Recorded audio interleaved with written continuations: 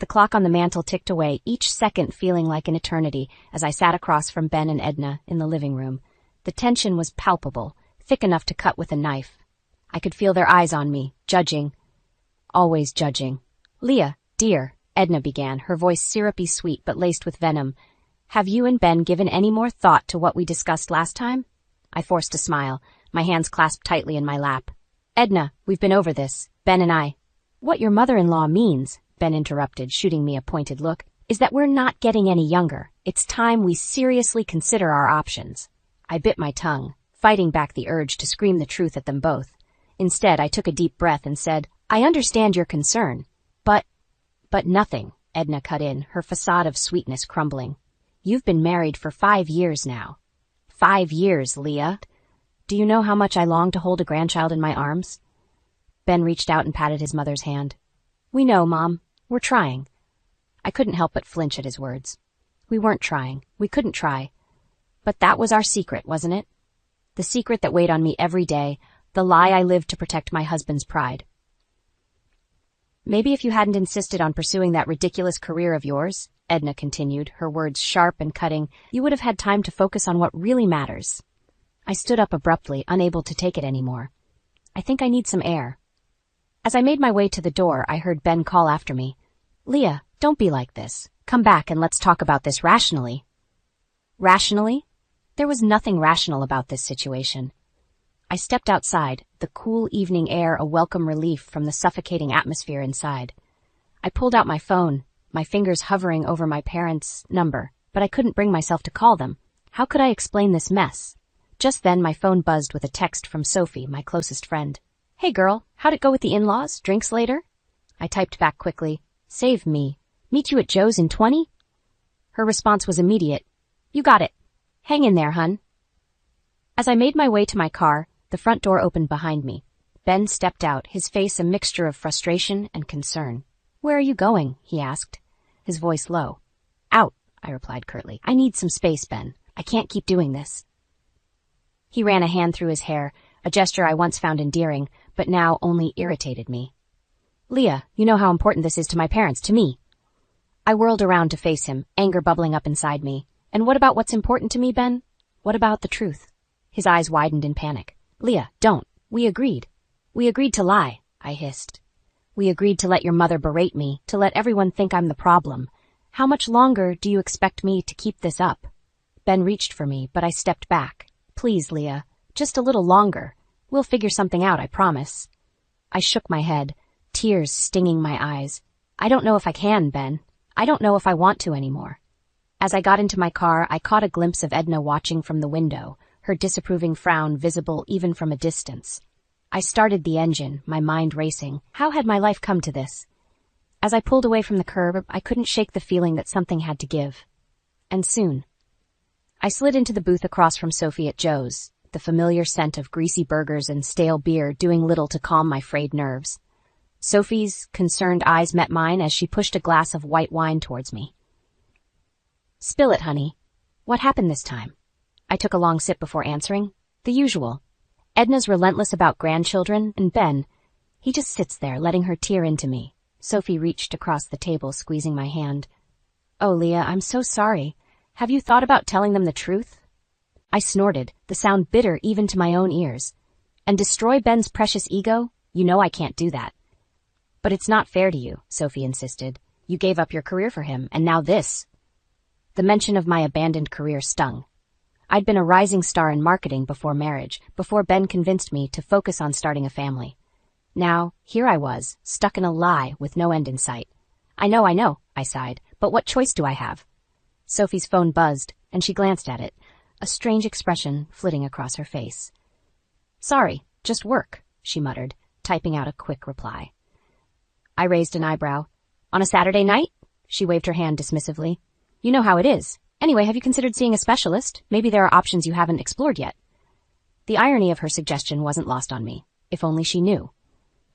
"Sophie, we've been through this. The doctors said—" "I know what they said," she interrupted. "But science is always advancing. Maybe it's time for a second opinion." Before I could respond, my phone rang.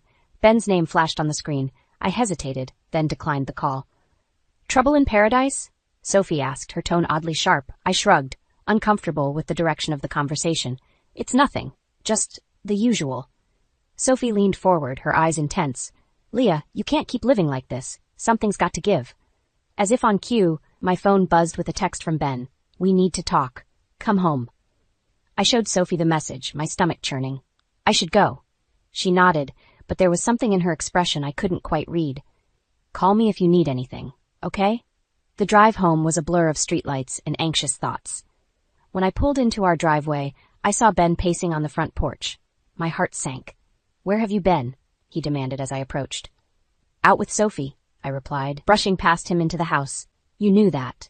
He followed me inside, closing the door with more force than necessary.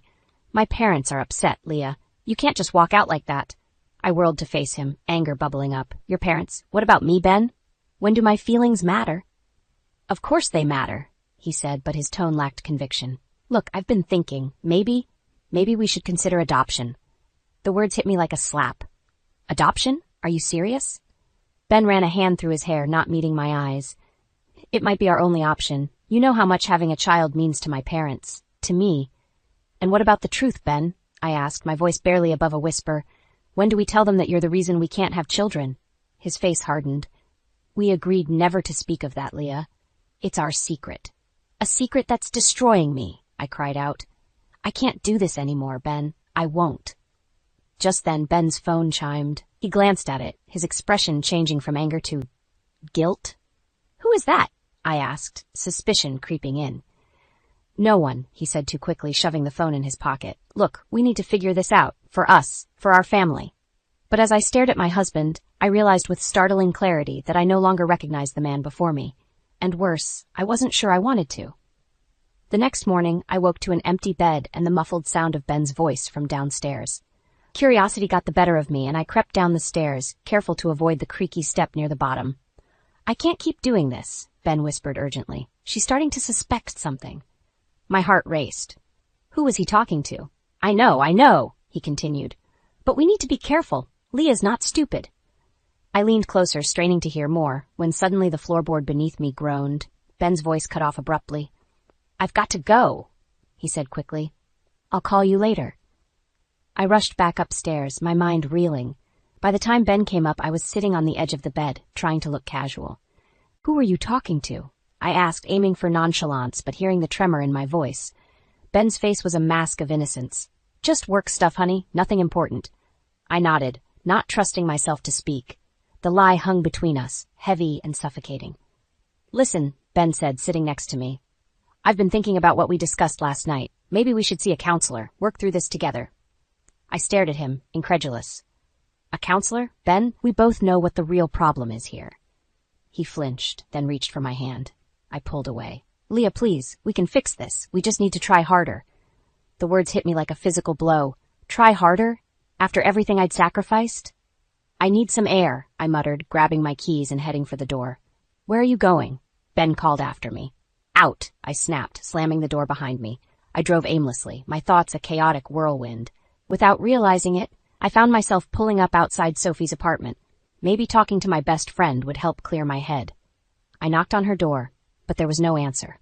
Strange. Her car was in the parking lot. I was about to leave when I heard a muffled laugh from inside. Sophie's laugh, followed by a man's voice. My blood ran cold. It couldn't be. I fumbled for the spare key Sophie had given me years ago, my hands shaking as I unlocked the door. The scene that greeted me would be forever burned into my memory. Sophie and Ben tangled together on her couch, looking up at me with matching expressions of horror. Leah, Sophie gasped, scrambling to cover herself. This isn't. We didn't.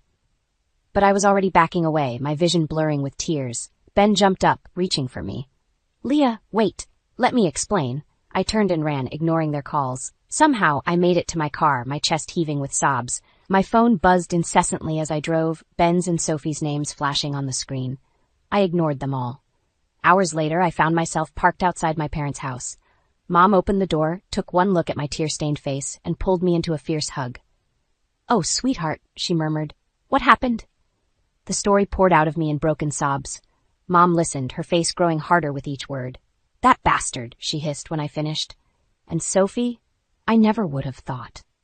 Dad appeared in the doorway, his expression grim. "You're staying here tonight, Leah. We'll figure this out together." As I lay in my childhood bed that night, staring at the glow-in-the-dark stars on the ceiling, a strange calm settled over me. The life I'd known was over, shattered beyond repair. But as I drifted off to sleep, a small voice in the back of my mind whispered that maybe, just maybe, this was my chance to start anew. Little did I know, the storm was far from over. Tomorrow would bring new challenges, new betrayals, and the fight of my life to reclaim my identity and my future.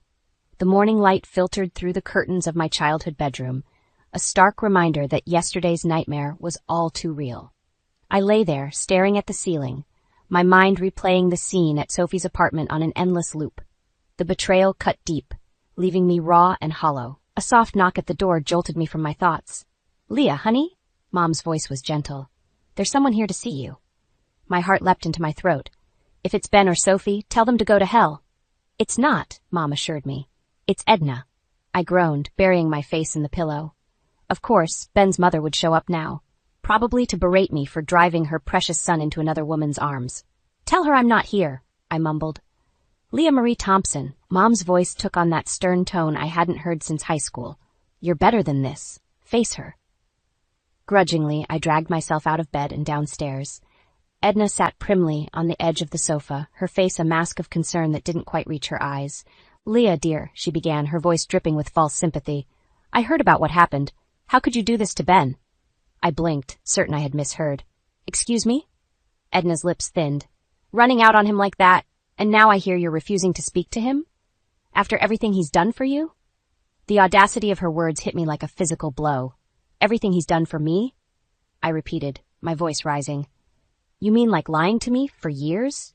Or cheating on me with my best friend?" Edna waved a dismissive hand. "Oh, don't be so dramatic. Men have needs, Leah. If you had just given him a child like he wanted. Get out!" The words came out in a low, dangerous tone I barely recognized as my own. Edna's eyes widened. "I beg your pardon?" "I said, get out!" I was shouting now, years of pent-up frustration and anger pouring out. "You have no idea what I've sacrificed for your son, what I've endured to protect his precious ego. Well, I'm done. I want a divorce."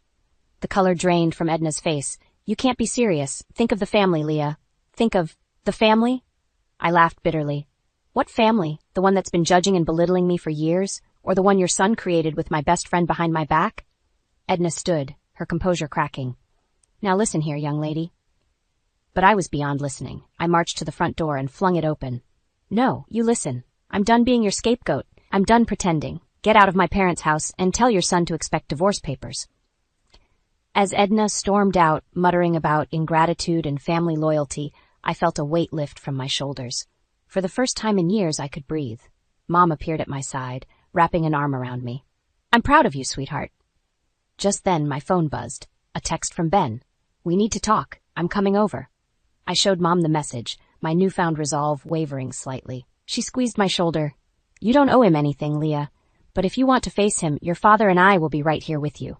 I took a deep breath, steeling myself for the confrontation to come. It was time to reclaim my life, my truth, and my future. No more lies, no more pretending. As I waited for Ben to arrive, I felt a strange mix of fear and exhilaration. Whatever happened next, I knew one thing for certain. The old Leah was gone. In her place stood a woman ready to fight for herself, no matter the cost. The divorce papers lay on the kitchen table, a stark reminder of the life I was leaving behind. It had been 3 months since I'd moved back in with my parents, 3 months of rebuilding and rediscovering myself. Today marked a new chapter, my first day at a new job. I smoothed down my blouse, feeling a mix of excitement and anxiety. It had been years since I'd worked in an office, but the marketing firm had taken a chance on me. I wasn't about to let them down.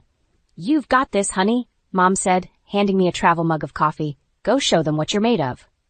With a deep breath, I headed out, ready to face the world.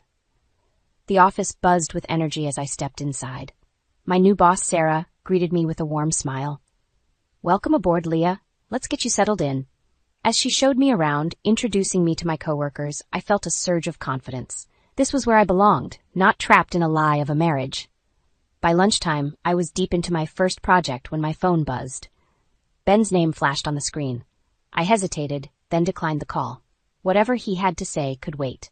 Moments later, a text came through. Leah, please, we need to talk about the house. And there's something else. It's important. I sighed, typing back a quick response. I'm at work, we can discuss it later.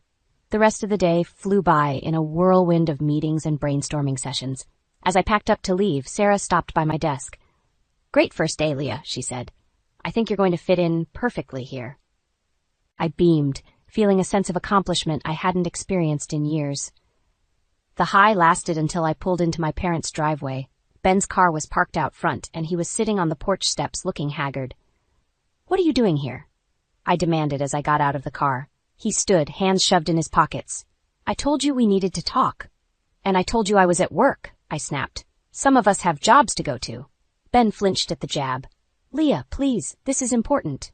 Something in his tone made me pause. Fine, talk. He took a deep breath. Sophie's pregnant. The words hit me like a physical blow. I staggered back, gripping my car for support. What? It wasn't planned, Ben stammered. But we're keeping it. A hysterical laugh bubbled up from my chest. Of course you are. The golden couple, finally giving Edna her precious grandchild. Leah, I'm sorry, I know this must be hard for you. Hard for me? I cut him off, fury rising. You have no idea what's hard for me, Ben. Living a lie for years to protect your ego? That was hard. Being judged and belittled by your family? That was hard. Finding out my husband and best friend were sneaking around behind my back? That was hard. Ben reached out, but I jerked away. Don't touch me. You lost that right a long time ago. What about the house? He asked weakly. We still need to decide what to do with it. I laughed bitterly. Keep it. Consider it my gift to the happy family. I want nothing to do with any of it anymore. As Ben stood there, looking lost, a strange calm settled over me. I realized that this moment, painful as it was freeing me from the last threads of my old life. Goodbye, Ben, I said, my voice steady. I hope you and Sophie are very happy together. I walked into the house, closing the door firmly behind me. Mom and Dad were in the living room, concern etched on their faces. Sweetheart? Mom asked hesitantly. I took a deep breath, feeling lighter than I had in years. I'm okay, I said, surprising myself with how true it felt. Actually, I'm better than okay. I'm free. As I headed upstairs to change out of my work clothes, I made a decision. It was time to truly start over, to build a life that was entirely my own. And for the first time in a long time, I felt genuinely excited about what the future might hold. 6 months into my new job, I felt like I was finally finding my footing. The divorce was finalized, and I'd moved into a small apartment of my own. Life was settling into a new normal, one that I was slowly learning to embrace.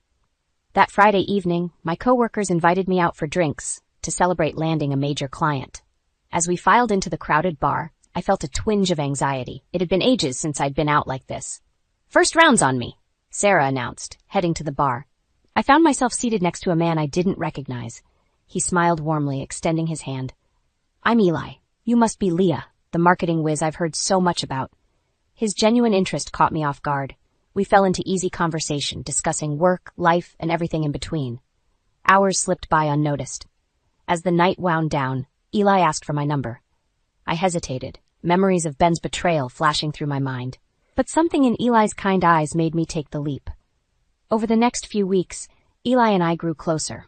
He was patient, understanding, never pushing for more than I was ready to give. For the first time in years, I felt seen and valued for who I was. One evening, as we walked through the park after dinner, Eli took my hand. Leah, there's something I need to tell you. My heart raced, bracing for the worst. What is it? He took a deep breath. I'm divorced too. And I can't have children. The words hung in the air between us. I stared at him, a whirlwind of emotions coursing through me. I understand if that's a deal breaker, Eli continued, his voice soft. I just wanted to be honest with you. In that moment, something inside me broke open. Tears spilled down my cheeks as I told him everything. About Ben's infertility, the years of lies, the betrayal. Eli listened, his arm around me, offering silent support. When I finished, he wiped away my tears with gentle fingers. Leah, you are so much more than what they did to you. You're strong, brilliant, and deserving of love. His words touched a part of me I thought had died long ago. I leaned in, kissing him with all the pent-up emotion of the past years. Just then, my phone buzzed insistently. I ignored it, losing myself in the moment with Eli. But it kept ringing, shattering our connection. With an apologetic smile, I checked the screen. It was Mom, calling repeatedly. Fear gripped me as I answered. Leah, Mom's voice was tight with worry. "It's your father. He's had a heart attack. We're at the hospital." The world tilted on its axis. "I'm on my way," I managed, ending the call. Eli immediately offered to drive me. As we raced to the hospital, my mind spun with terrifying possibilities. Dad had always been my rock, especially through the divorce. The thought of losing him was unbearable. We burst into the emergency room, finding Mom pacing anxiously. "He's in surgery," she said, her voice trembling. "They're not sure." I collapsed into a chair, overwhelmed. Eli sat beside me, holding my hand tightly. Hours crawled by, each minute an eternity. Finally, a doctor approached. "Mrs. Thompson?" Mom and I stood, clinging to each other. "Your husband made it through surgery," the doctor said, "but the next 24 hours are critical." Relief warred with fear inside me. As we waited to see Dad, I caught sight of a familiar figure down the hall. Ben, supporting a very pregnant Sophie. Our eyes met, and for a moment, the world stood still. All the pain, betrayal, and unresolved emotions came rushing back. But then I felt Eli's steadying presence beside me, and I turned away from my past, facing the uncertain future head-on. In that sterile hospital hallway, caught between life and death, past and future, I realized that the true test of my strength was just beginning. The weeks following Dad's heart attack were a blur of hospital visits, work deadlines, and stolen moments with Eli. As Dad slowly recovered, I found myself leaning more and more on Eli's quiet strength. His unwavering support became my anchor in the storm. One evening, as we sat in the hospital cafeteria during a brief break from Dad's bedside, Eli took my hand. "Leah, I know this isn't the most romantic setting, but I can't wait any longer." He pulled out a small velvet box, and my heart stopped. "Will you marry me?" Tears welled up in my eyes as I nodded, unable to speak. As Eli slipped the ring on my finger, I felt a surge of joy and fear. Was I ready for this? Could I trust in love again? We shared the news with my parents the next day. Mom cried happy tears, and Dad, still weak but improving, gave us his blessing with a warm smile. For a moment, everything felt perfect. Then reality came crashing down. As we left the hospital, we ran into Ben and Sophie in the parking lot. Sophie was heavily pregnant now, her due date clearly approaching. The sight of them, a picture-perfect, expectant couple, hit me like a physical blow. Ben's eyes widened as he noticed the ring on my finger. "Leah, you're engaged?" I nodded stiffly, gripping Eli's hand tighter. "Yes, we are." An awkward silence fell over us. Sophie, looking uncomfortable, tugged at Ben's arm. "We should go. Congratulations, Leah." As they walked away, I felt a wave of emotions threatening to overwhelm me.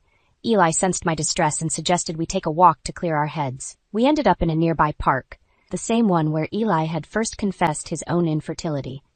As we sat on a bench, the weight of everything came crashing down on me. "I don't know if I can do this, Eli," I whispered, tears streaming down my face. Seeing them, knowing they're about to have the family I always wanted, it's too much. Eli pulled me close, his voice gentle but firm. "Leah, listen to me. What they have isn't real. It's built on lies and betrayal. What we have, this is real. This is true." I looked up at him, seeing the love and conviction in his eyes. "But what about children? I know you said you can't have them, and after everything with Ben..." Eli took a deep breath. "I've been thinking about that. There are other ways to build a family, Leah. Adoption, fostering. We have options, if that's what you want." His words sparked something inside me. Hope, possibility, a future I hadn't dared to imagine. But doubt still nagged at me. What if I'm too broken? What if I can't be the wife you deserve? Eli cupped my face in his hands. "You are not broken, Leah. You're strong, resilient, and more deserving of love than anyone I've ever met. We'll face whatever comes together." Just then my phone rang. It was Mom, her voice frantic. "Leah, come quick. Your father, he's taken a turn for the worse." The world spun around me as Eli and I raced back to the hospital. We arrived to find Mom sobbing outside Dad's room as doctors and nurses rushed in and out. He went into cardiac arrest," Mom choked out. "They're trying to stabilize him." I felt like I was drowning, caught between the joy of my engagement and the terror of potentially losing my father. As we waited for news, I clung to Eli, my rock in the storm. Hours passed, each minute an eternity. Finally, a doctor emerged, his face grave. "Mrs. Thompson, we need to discuss your husband's condition." As Mom and I followed the doctor, I felt Eli's reassuring squeeze on my hand. In that moment, standing on the precipice of joy and heartbreak, I realized that this was the true test of my strength, my love, and my newfound resilience. Whatever came next, I knew I wouldn't face it alone. 2 years had passed since that harrowing night at the hospital. Dad had pulled through, stronger than ever. Eli and I had married in a small, intimate ceremony, and life had settled into a beautiful rhythm. But the biggest miracle was nestled in my arms. Our daughter, Hope. We'd adopted her just 3 months ago, a tiny bundle of joy that filled our lives with more love than I ever thought possible. As I rocked her gently in the park, Eli by my side, I marveled at how far we'd come. "She has your smile," Eli said, tickling Hope's chin. I laughed. "And your kind eyes." Suddenly I froze. Walking towards us, Sophie and Edna, pushing a stroller of their own. My heart raced as they approached, unable to avoid the encounter.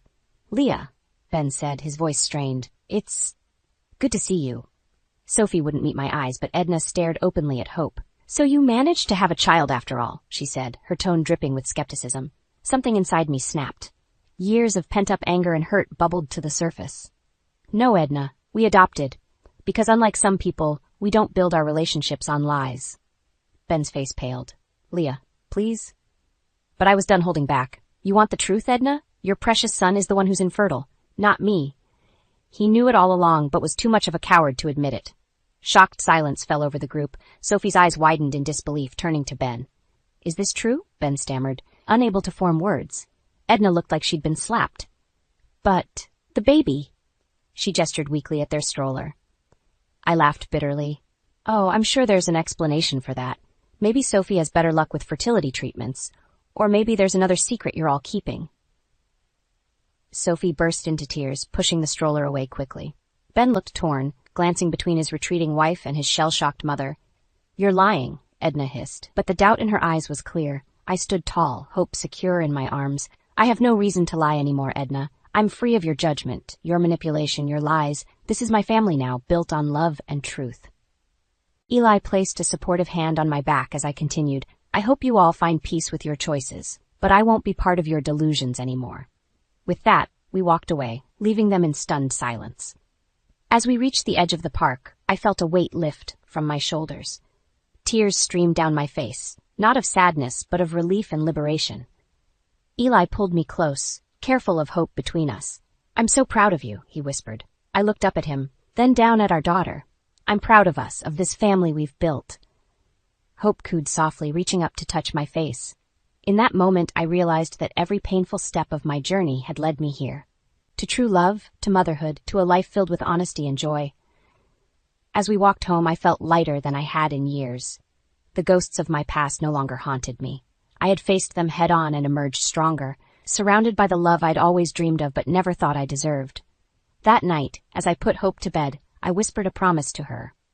"You'll always know the truth, my love. And you'll always know how wanted, how cherished you are." Eli appeared in the doorway, smiling softly.